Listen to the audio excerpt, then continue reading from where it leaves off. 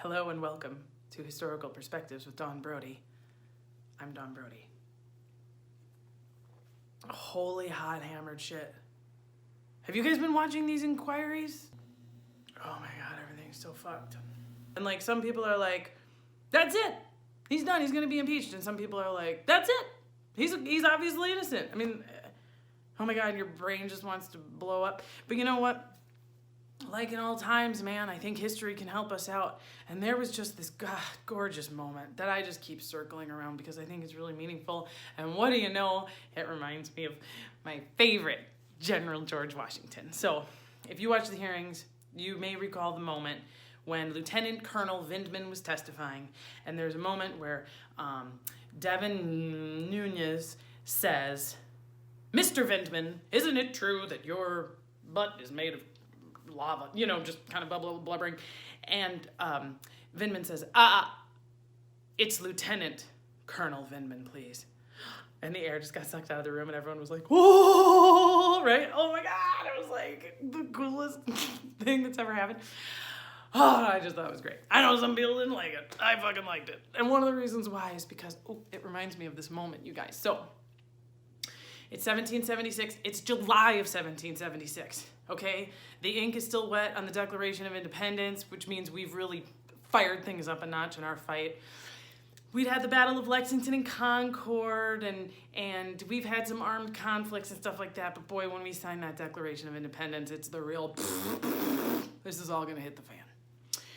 And we don't know what the hell we're gonna do because the odds, guys, the odds against colonial America winning militarily, beating back England in 1776 is astronomically bad. We're never gonna win. That's a fight you can't.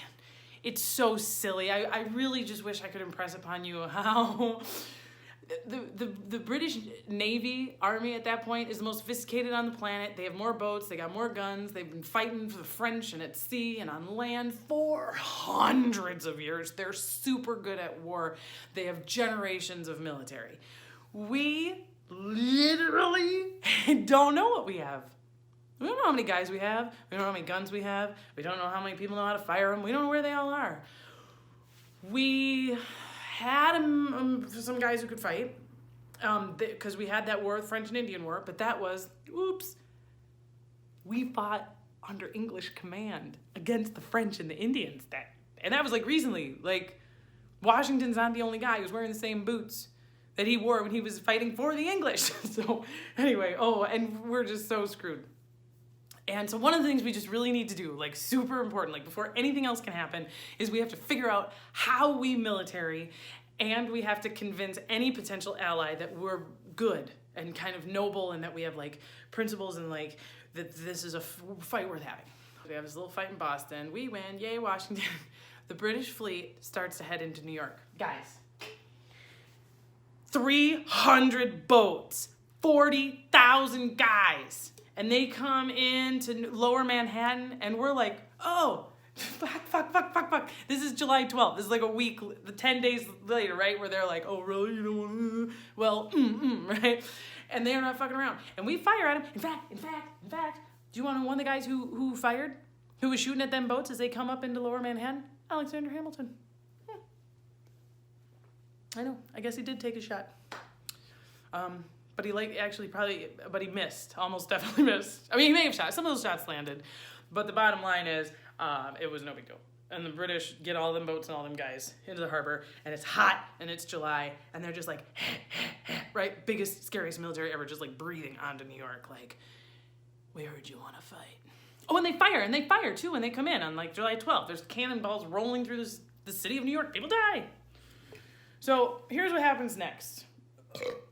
In war, all the time, in general, what everyone's expecting. Excuse me, this is a really good beer. Which is that they'll prove that we can kick your ass, which they are demonstrating fairly well, and then they'll just bribe and appease the powers that be, the rich people, the generals in the army. This is how it went with Scotland. Scotland, bless them. I love Scotland. Okay, you saw Braveheart. I love that movie a lot. I'll spare you. Ripples. My love of that movie sent ripples through my life. In any event, Scotland had declared their independence from England, and how that went is the way it always goes. They give the rich, powerful people bribes and land, and then they give up. They say thank you, and then they become the filter that still gives the king, the crown, England's dominance over the people. They just do it as the Scottish people do it instead, because they're getting bribed to do it. So England's like, so we gotta get to these Washingtons and Adamses and whoever else signed this stupid treasonous Declaration of Independence, and we'll either kill them or scare them or convert them or bribe them or whatever, and then this whole thing will be over.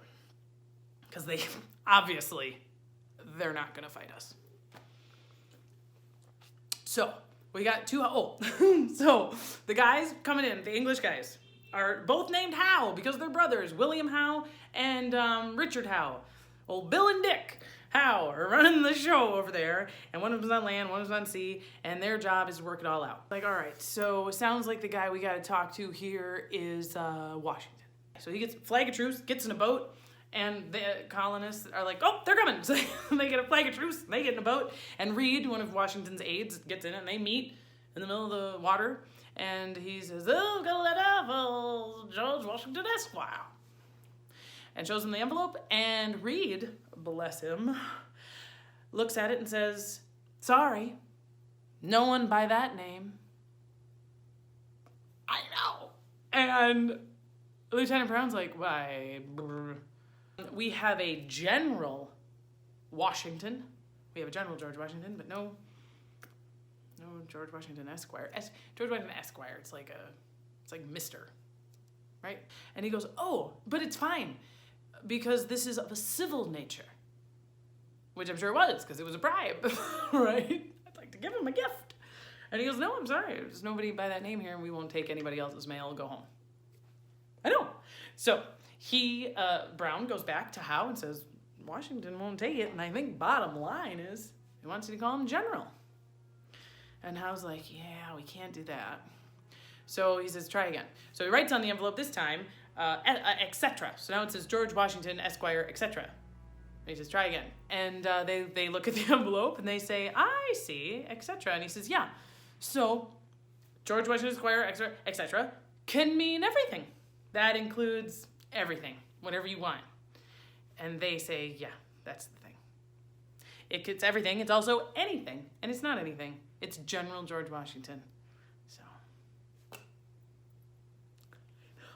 Now, guys, cannons. I mean, we're going to die. Everyone's going to die.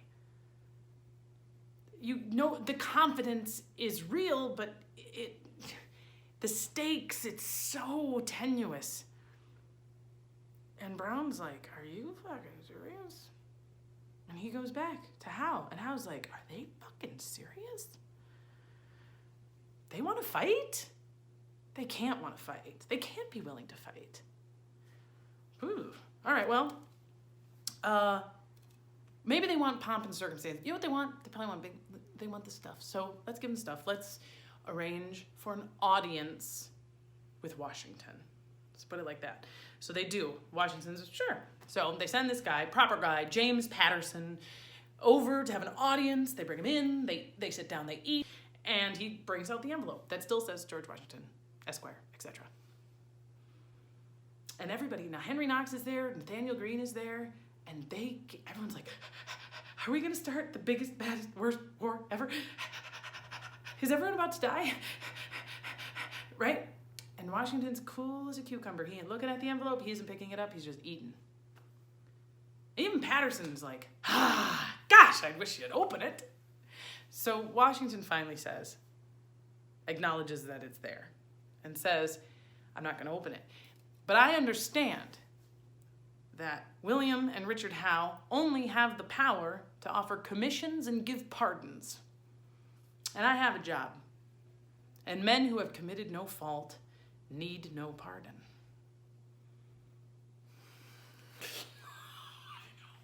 I know. Right? Oh. And I mean it. I feel it. Dude, everybody felt it, dude.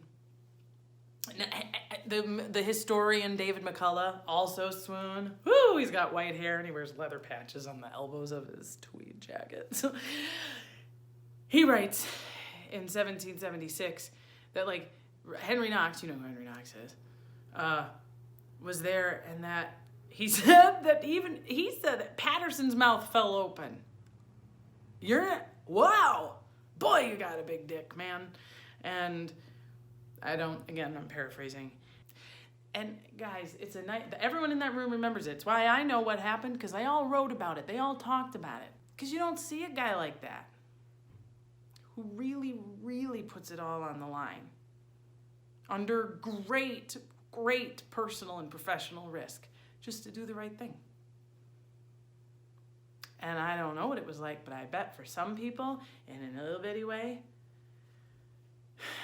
it was like watching Lieutenant Colonel Vindman tell that puffy blowhard to address him by his rank.